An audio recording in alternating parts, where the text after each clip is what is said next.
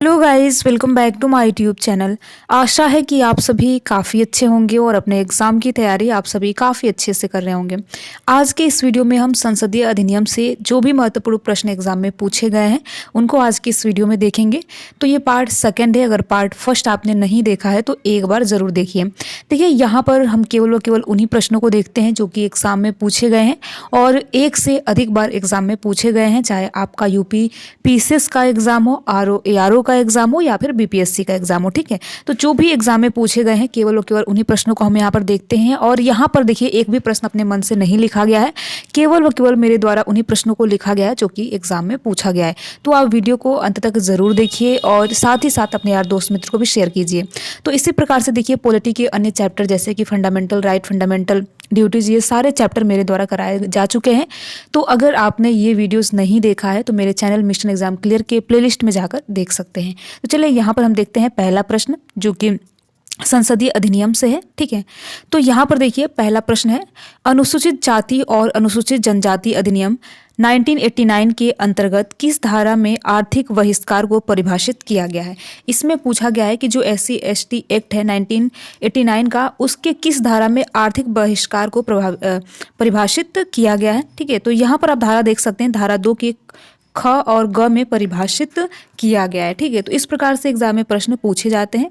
अगला प्रश्न देखते हैं, अनुसूचित जाति और अनुसूचित जनजाति अधिनियम 1989 के अधीन किसी लोक सेवक द्वारा धारा 3 के अधीन अपराध किए जाने पर कम से कम दंड का प्रावधान है। तो कम से कम 1 वर्ष का दंड का प्रावधान है। ठीक है, तो आपको देखिए जो SC/ST एक्ट है इसको बहुत ही अच्छे से पढ़ना है क्योंकि एग्जाम में यहाँ से हर बार प्रश्न बनते हैं।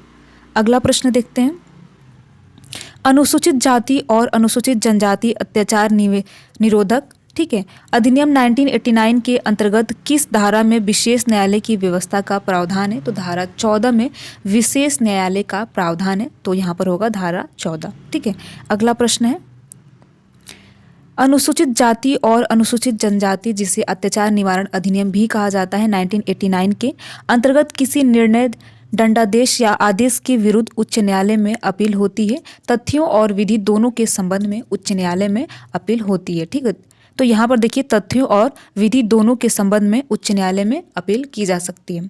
अगला प्रश्न है, अनुसूचित जाति और अनुसूचित जनजाति यानी अत्याचार निवारण अधिनियम 1989 के अधीन विशेष न्यायालय कौन सी शक्ति प्रयोग नहीं कर सकती है। यहाँ पर दिया गया है कि विशेष न्यायालय कौन सी ऐसी शक्ति है जिससे प्रयोग नहीं कर सकती है। तो सामूहिक जुर्माना आरोपित करना, ये जो है वो न्यायालय जो है वो प्रयोग नहीं कर सकती है। ठीक है, तो इस प्रकार से देखिए एग्जाम में प्रश्न पूछे जाते हैं। अगला प्रश्न देखते हैं, यहाँ पर देखिए अभी आप देखेंगे जो भी प्रश्न है वो SC/ST एक्ट को लेकर है। तो आपको एक बार SC और ST एक्ट को बहुत ही अच्छे से पढ़ लेना है, जिससे देखिए अगर आप एक बार उस टॉपिक को अच्छे से पढ़ लेंगे तो उससे जो भी क्वेश्चन बनेंगे आप बहुत ही आसानी से कर लेंगे। ठीक है, अगला प्रश्न है, अनुसूचित जाति और अनुसूचित जनजाति अधिनियम 1995 की किस धारा के अंतर्गत जिला स्तरीय सतर्कता और मॉनिटरी समिति के गठन का उपबंध किया गया है। तो यहाँ पर धारा पूछा गया, धारा 17 के अंतर्गत मॉनिटरी समिति के गठन का उपबंध किया गया है। ठीक है, अगला प्रश्न है,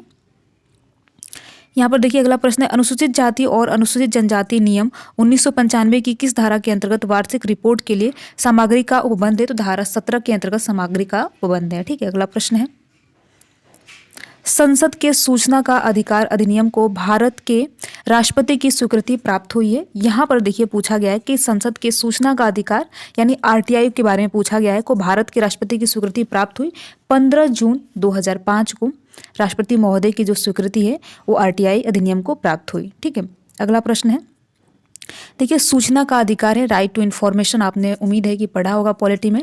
तो यहाँ पर पूछा गया है कि सूचना का अधिकार है, तो सूचना का अधिकार क्या है, विधिक अधिकार है और साथ ही साथ मूल अधिकार है यानी फंडामेंटल राइट्स भी है। देखिए मूल अधिकार मतलब देखिए यहाँ पर सूचना का जो अधिकार है, विधिक अधिकार मतलब होता है लीगल राइट्स, यानी ऐसा अधिकार जो किसी विधि या फिर कानून के द्वारा प्रदान किया जाता है। तो ये हो गया विधिक अधिकार। इसके बाद मूल अधिकार भी है, जो सूचना का अधिकार है वो मूल अधिकार भी है। तो इस प्रकार से देखिए आपको प्रश्नों को पढ़ना है और RTI को भी आप एक बार चाहे तो पढ़ सकते हैं, यहाँ से भी प्रश्न पूछे जाते हैं। ठीक है, देखिए थोड़ा सा बात हम RTI पे कर लेते हैं। ठीक है, RTI यानी राइट टू इन्फॉर्मेशन। सरकार के देखिए नियमों में जो पारदर्शिता है उसको बनाए रखने के लिए जो आरटीआई है इसका गठन किया गया है, और जो आरटीआई है ये हर भारतीय नागरिक का अधिकार है, और साथ ही साथ विधिक अधिकार भी है और मूल अधिकार भी है। ठीक है, अगला प्रश्न है, यहाँ पर देखिए अगला प्रश्न है, सूचना का अधिकार अधिनियम कौन सी धारा केंद्रीय सूचना आयोग के कार्य और शक्ति संबंधित है? तो यहाँ पर धारा 18 और 19 संबंधी है सूचना के अधिकार से।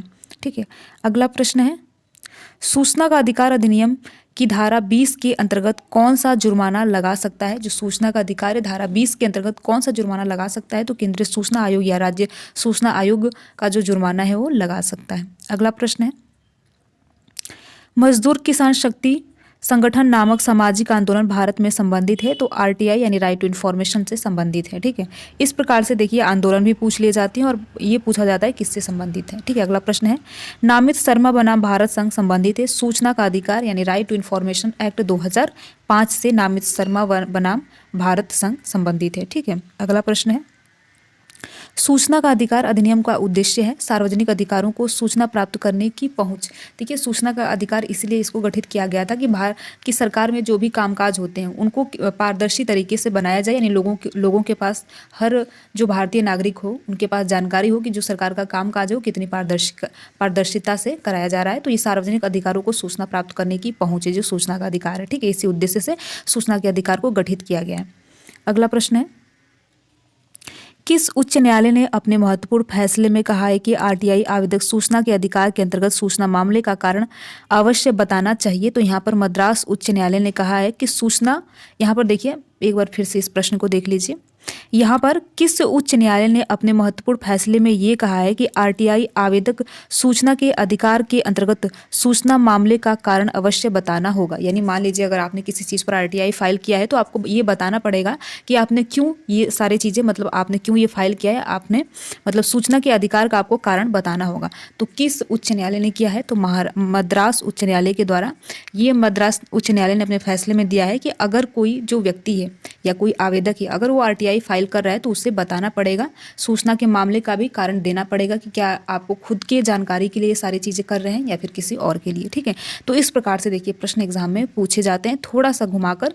इसलिए देखिए अगर आप एक बार किसी टॉपिक को बहुत ही अच्छे से पढ़ लिए तो फिर भी जब भी उससे प्रश्न बनेगा किसी भी एग्जाम में हो तो आप बहुत ही आसानी से उसे कर लेंगे। ठीक है, अगला प्रश्न है, राष्ट्रीय स्तर पर अनुसूचित जाति और अन्य पारंपरिक वन निवासी अधिनियम 2006 के प्रवासी कार्यान्वयन को सुनिश्चित करने के लिए कौन सा मंत्रालय केंद्रीय अभिकरण यानी नोडल एजेंसी है? ये देखिए आपको इसको एक बार पढ़ लेना है, जो राष्ट्रीय अनुसूचित जाति और अन्य पारंपरिक वन निवासी अधिनियम 2006 का, इसको आप एक बार पढ़ लीजिएगा। तो यहाँ पर देखिए जनजातीय, ठीक है, यहाँ पर देखिए जनजातीय कार्य मंत्रालय के अधीन है। ठीक है, अगला प्रश्न है, यहाँ पर देखिए अगला प्रश्न है, आपदा प्रबंधन एक्ट। ठीक है, आपदा प्रबंधन एक्ट बनाया गया था, तो यहाँ पर पूछा गया है कि आपदा प्रबंधन एक्ट कब बनाया गया था? तो 2005 में आपदा प्रबंधन एक्ट बनाया गया है। थोड़ी सी बात हम आपदा प्रबंधन एक्ट पे कर लेते हैं। ठीक है, डिजास्टर मैनेजमेंट एक्ट जो कि 2005 में इसको गठित किया गया है, और इसका देखिए बनाने का क्या उद्देश्य है? आपदा प्रबंधन को सुव्यवस्थित एवं प्रभावी बनाने के लिए ये कानून बनाया गया है। जैसे कि मान लीजिए अगर भूकंप आता है, बाढ़ या चक्रवात जैसी या अन्य जैसे कि जैविक हमले होते हैं तो इनसे बचाव के लिए आपदा प्रबंधन एक्ट की स्थापना 2005 में की गई है। ठीक है, तो इस प्रकार से आपको याद रखना है। तो देखिए ये पार्ट सेकंड है संसदीय अधिनियम का, और एक और पार्ट आएगा पार्ट थर्ड। तो उम्मीद है कि आप पार्ट फर्स्ट को ज़रूर देखेंगे, और साथ ही साथ देखिए आप वीडियो को पूरा देखिए और अपने यार दोस्त मित्र को भी शेयर किया कीजिए। अगर आपको किसी भी प्रकार का कोई सुझाव देना हो तो कमेंट बॉक्स में दे सकते हैं। वीडियो में लास्ट तक बने रहने के लिए आप सभी का बहुत बहुत धन्यवाद। अगर आपको ये वीडियो अच्छा लगा हो तो वीडियो को लाइक कर सकते हैं, अपने यार दोस्त मित्र को शेयर कर सकते हैं। अगर आप हमारे चैनल पर नए हो तो चैनल को सब्सक्राइब कर सकते हैं। Thank you.